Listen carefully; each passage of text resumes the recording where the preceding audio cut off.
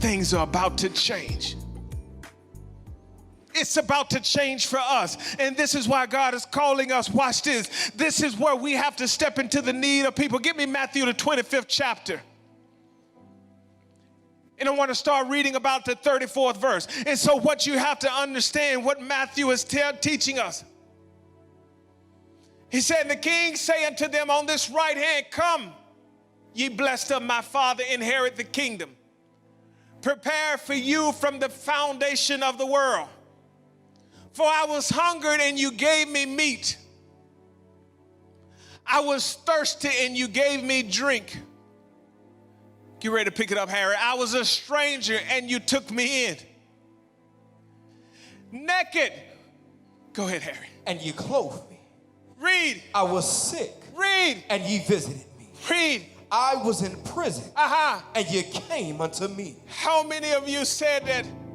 God, you were there in the wee hours of the night. You were there when nobody else was there. You came to me. When I cried out and I said, Lord, I need your help, you were there. Lord, when I was behind those prison bars and I said, Lord, will you deliver me out of this place? You were there. When I was laying in the hospital bed and you said, Lord, if I can just get up out of this place, if I can get my healing, you were there. Read, Harry, read. Then shall the righteous answer him, saying, read, sir. Lord, when we saw thee a hunger. And God said, when did I do this? When the disciples came and said, when did we do this? Lord, you know who you are. I don't remember giving you food. I don't remember being there with you in those sleepless nights. But watch this. Read, Harry. When saw we thee a hunger and fed thee? Read, sir. Or thirsty and gave thee drink? Read, sir. When saw we thee a stranger and took thee in? Read, sir. Or naked and clothed? I don't remember doing none of this. I don't remember giving somebody food. I don't remember housing somebody in my house when they didn't have anywhere to go. I don't remember none of these things, but this is what God has called us for. You're connected to something that's bigger than you. And I look at what God did. Claudia, watch this. God touched a man and a woman's heart, and he said, I want you to form a ministry. And I want you to go out into the highways, into the byways, and I want you to compel people to come to my house. And when they get there, I'm going to have somewhere for them to stay. I'm going to have a place where that they can eat 3 hot meals a day. I'm going to have a place where when they are cold and sleeping outside under bridges and sleeping in parks on benches and sleeping on the side of the road and sleeping in abandoned houses, I'm going to have a place called the House of David, and I'm going to have that place where they can go and rest their heads. When they're hungry, when they don't have any food to eat, I'm going to put a place called the kitchen. And in this kitchen, I'm going to have people that's going to come and prepare meals for them. And I'm going to touch people's hearts, and I'm going to have them donate food. And I'm going to have them put money into an offering plate on Sundays. And I'm going to have them come in the middle of the week and say, I'm giving the offering because there are people that's going to come. And they don't have anywhere to go. The outcast. The unimportant, the ones that were lost, that don't have anywhere to go. He said, I'm going to touch a man by the name of Bishop Jefferson. And I'm going to send him from Dallas, Texas. And I'm going to get a woman by the name of Dr. Brenda Jefferson. And I'm going to allow them to pass the cross. I'm going to allow them to unite in marriage. And I'm going to allow them to put a ministry together.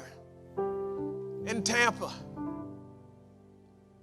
in Atlanta, in North Carolina, Memphis, Tennessee, in Miami, in Leesburg, in North Carolina, in Albuquerque, in New York, in Kentucky, in Texas, in Oklahoma, in the Caribbean, in London, in Africa, in other parts of the states that I didn't name. And I said, and I'm gathering all of these people because they are part of the Outcast. And there are going to be people that's going to call you and say that I need help. Can you help my son? Can you help my daughter? The Outcast. I'm going to send people that said, I'm tired of living my life this way. The Outcast, the unimportant. I'm going to send you people that have been bound on drugs for 20 years and 30 years and 40 years and begging to be delivered. The Outcast. And I'm going to touch your heart, and I'm going to send people that's going to help you. And I'm going to align your story just like the woman at the well. It's going to come up because I want your voice to be heard. And I want you to step into the need to meet the need. I'm going to allow you to develop a clothing closet that can give them fresh clothes and and needs that they can cleansing needs, soap and water and deodorant and all lotions and all of the things that they need. And I'm going to give you the tools, and I'm going to give you people that's going to be obedient to you, that's going to see the call that's upon this ministry. Disciples asked this to Jesus, how did we do this? Finish that for me, Harry. And the king shall answer and say unto him, watch this. Verily I say unto you, inasmuch as ye have done it unto one of the least of these. He said, what? The unimportant. Read it again, Harry. Inasmuch as ye have done it unto the least of these. He's talking to the outcast. Read it again, Harry. And as much as ye have done it unto the least of these. He's talking about the ones that feel that they are undeserving. Read it again, Harry. Inasmuch as ye have done it unto the least. The ones that feel that your life is insignificant. Read it one more time. Inasmuch as you have done unto one of the least of these. When you feel like that is not you and that you are all alone, God said, if you did it for the one,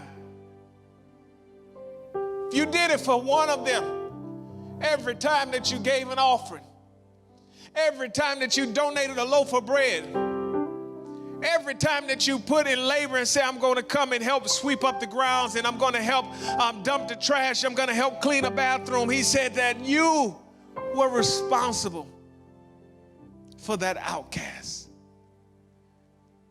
You were the one that helped make a difference. You were the one that maybe you didn't have the time to be there laboring at night, but because you invested into this vision, you were a part of making it happen. Finish that, Harry, and I'm about to get out of here. Inasmuch as you have done unto one of the least of these, read, sir, my brother, you have done it unto me. And that's what God is telling us. And this is why God put this message in my heart talking about the outcast. And you're looking at your life and you're saying that, what can I do?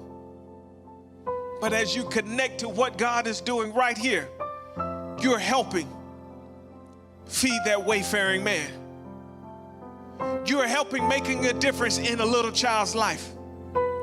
You're helping putting food on somebody's table. You're helping a child get back into school with necessary needs. This is what you're saying, the unimportant. And if I had a visual right now, I will put it up and I will put a line through un and say that you are important. You are who God has called. You are who God is going to use. You are who are significant to this work. So now I want to say this in closing. It's now time to give ourselves more to prayer so that we can ask God to allow us to see the struggles of others.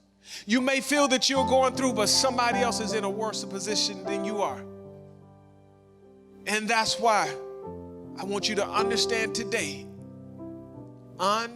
is thrown out the window, and you need to realize that you are important. In this Outcast series, I'm believing God that somebody is going to pull up their bootstraps and say that there's more that I can do. There's more that I can be of a help. And if I can help anywhere else in the world, I can start right here in my home church. If there's any more that I can do to make a difference, I can give more of my time, I can give more of my resources, I can give more to help. And saying that when the king says, how did I do all of these things? If you did it for one, you did it for so many more.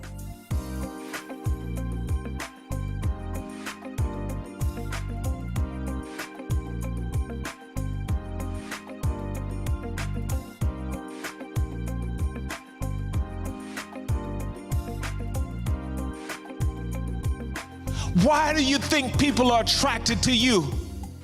Why do you think that you were the one that everybody wanted to hang around? Even when you were in the lowest part of your life, people still wanted to hang around you. People still wanted to be associated with you. Even though they didn't mean you any good, they still wanted to keep you into a place because Satan felt that if I can keep you here long enough, and when I keep you here long enough, then the plan of God may be lifted off of your life because you felt that you can't go any further. And now what happens next? It reminds me of this story in the Bible in Luke the 15th chapter, Harry, where you see that there was the prodigal son, and the prodigal son goes to a place where that he felt that he needed to leave his father's house, but then he leaves and now he loses all of his inheritance. He goes to a land where the Bible said it was so bad that he started hanging out with the pigs, the swines, and he was in a place where he said that if I felt in my life that I've gotten this low, he said, if I go back to my father's house, it's better than where I'm at today. And today I want to challenge somebody. That spirit of rejection that's on your life, that spirit that's causing you to say that you're not worth it,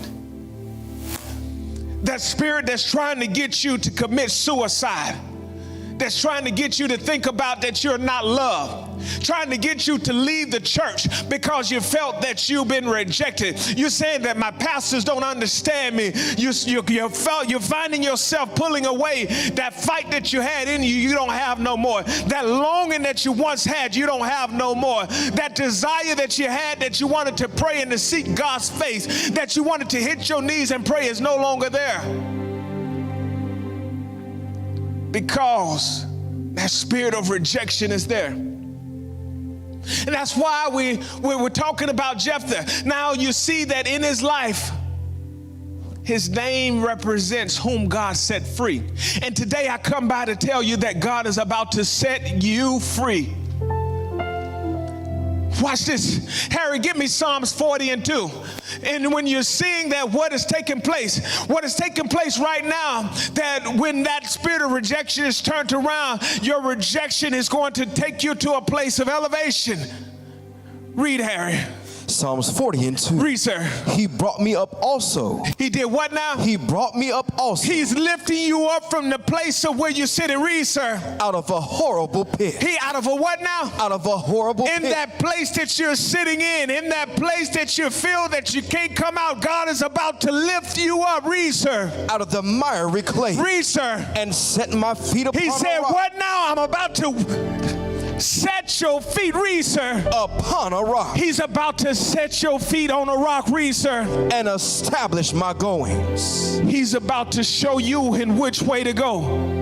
See, then what happens is that God knows where you're sitting at today. He knows that where you're down and out at. And he said, I'm about to take you from the place of where you're sitting. I'm about to take you on that place that you're falling down, and I'm about to lift you up, and I'm about to take you from the miry clay. I'm about to set your feet upon a rock, and I'm about to show you which way to go. And you look at what happens in his life.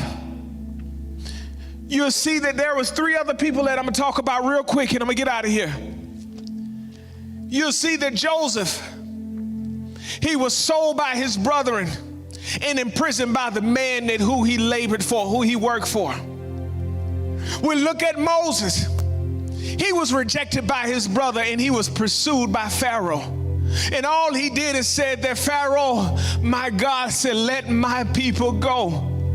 And today I'm telling you that the enemy is going to have to take his hands off of your life. And if you're sitting there and you're feeling that spirit of rejection over you, you're feeling that spirit that nobody loves you, you're feeling that spirit that you can't come up out of this, but God told me to prophesy to somebody today and said that I'm about to pull you up out of this miry clay, and I'm about to set your feet on a solid rock, and that rock is Jesus Christ. See, we look at Joseph's life and you see that how much he had had to endure. He had to be endured that his brothers threw him into a well. He had to endure being sold off into slavery. He had to endure being cast into prison.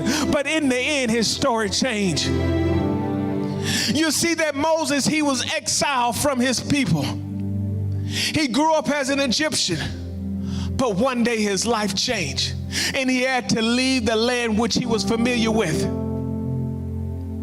And when he left this land, God put him in a place of exile for 40 years. And in 40 years, you'll see that now his life is about to change. And the land where he was rejected from, come on somebody, the land which he was rejected from, where he had to run from, that he had to flee from, God sent him back. And he said, Pharaoh, let my people go. Now we look at David. David, he was rejected to be king. He served his king. He loved Saul, but he was rejected. Saul tried to kill David for time after time again because he didn't want to give up which God had rejected. God rejected Saul and he promoted David, but Saul didn't want to release his reins. Now we look at Jephthah. You'll see that his life changed. He had to leave his land. He had to leave his family because his brothers didn't want to give him his inheritance. Because why? He was the son of a harlot. And I'm talking to somebody. You may never have had a relationship with your mother. You may not have had a relationship with your father, and you grew up with the spirit of rejection on you. You may have made a mistake in your life, and that mistake has been that cloud that's been looming over your life. And you're asking yourself, when will this be over? I can relate to Jephthah. I can relate to his story. But one thing that I like about his story, he was a man of valor. No matter how hard it got, he knew how to fight. And today I want to encourage somebody that's watching, that's listening to me today. Don't lose your fight. The moment that you lose your fight, you're going to find out that somebody needs you to fight for them. And you'll see that when he went to the land of Tob, and Tob is just a place of good or goodness, the same people that rejected him came back and said, we know a man that will fight. We know a man that won't give up. And they goes to Jephthah. And they said, will you fight for us? And because he didn't give up the fight, he said, if I fight for you, will you make me a leader over your people? Will you allow me to be a ruler, a governor? And they said, Jephthah, the Lord be our witness. If you will fight for us, and don't let this king come in here to destroy us, we will allow you to lead over us. And so I want to tell you today, the moment that you feel that you're about to give up, somebody needs you to fight for them. When you feel that you don't have nowhere else to turn, somebody's saying, can you go a little bit longer? Because I need your fight. I need you to push through, because if you can push through, I know that you can help me come out. There's something different about you, but Satan tried to destroy those plans early on in your life. He tried to give you an illness. He tried to give you an addiction. He tried to make sure that you couldn't get to the place that you were at, but God still says something about you. There's a fight in you. You had that spirit of lust attack you, and you kept falling time and time again, but there was something in you. There was a fight, and when that fight happened, you seemed to pick yourself back up again. happened? When you got to a point in your life, you felt that you couldn't make it anymore, and every time you turned around, you seemed like that you had that bottle back up in your mouth. You seemed that you were back in front of that TV on the internet watching all of these lascivious things, but something happened. You said, wait a minute, I can't keep doing this. That's that fight. When you got to the place where you wanted to stick that needle in your arm again, and you said, and I'm tired of going around and around in circles, and I keep falling, but the Bible tells me the righteous falls 7 times, but he get back up again. That's that fight. And see, when you look at your life and you see that somehow, some way that you seem to get back up again, you said, I'm not going to always be like this. I'm not going to always continue to have to live my life this. You said, I'm going to keep fighting. And as you keep fighting, somebody is watching you from a distance. They're looking at your life and they say, wait a minute, Pastor Calvin was able to come up out of this. They say, wait a minute, fool, you see, I see how God did for you in your life. They're going to say, Harry, I've seen the struggles that you've been through, but you're still fighting. And they're looking at you and they're going to come to you and say, hey, will you help me fight? There's a story that you have to tell, but don't give up the fight.